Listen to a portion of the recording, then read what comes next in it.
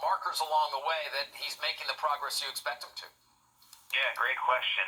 And again, it's in our estimation, and we talked to a lot of people in the industry, it's going to take Pat probably a year to hire the correct people, to fire the correct people within Intel, and really to get the people in place. Because this is a people industry, right? You can throw as much money as you want at any semiconductor industry, and you won't get anywhere if you don't have the right people. So we think it's going to take him, probably a year, the bulk of 2021, to get the right people in there and move some of the wrong people out, or change some of the people and personnel within Intel.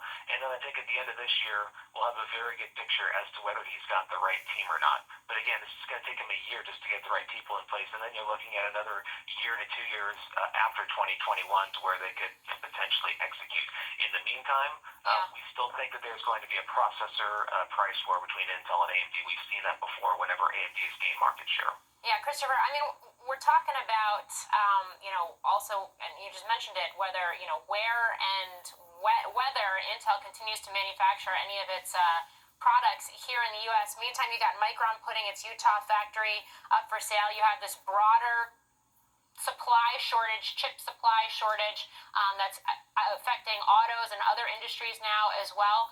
What does this entire discussion do to that bigger, broader, and I realize it's a longer-term situation, but debate around bringing more of the manufacturing for the industry in general to the U.S.?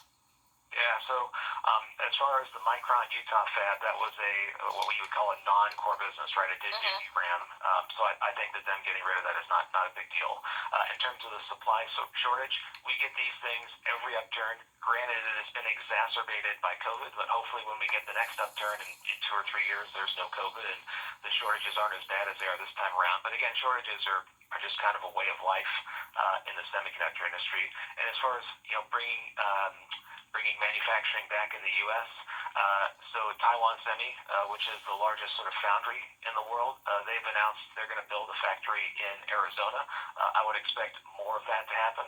I think that they've got plenty of room to continue building factories in Arizona, and I think that's going to be the wave of the future. Is essentially Taiwan Semi controls the foundry industry, especially on the leading edge, and I think you'll see them build more factories in the U.S. with perhaps some incentives. So looking across your entire coverage universe right now, what names do you like the best? Micron. Micron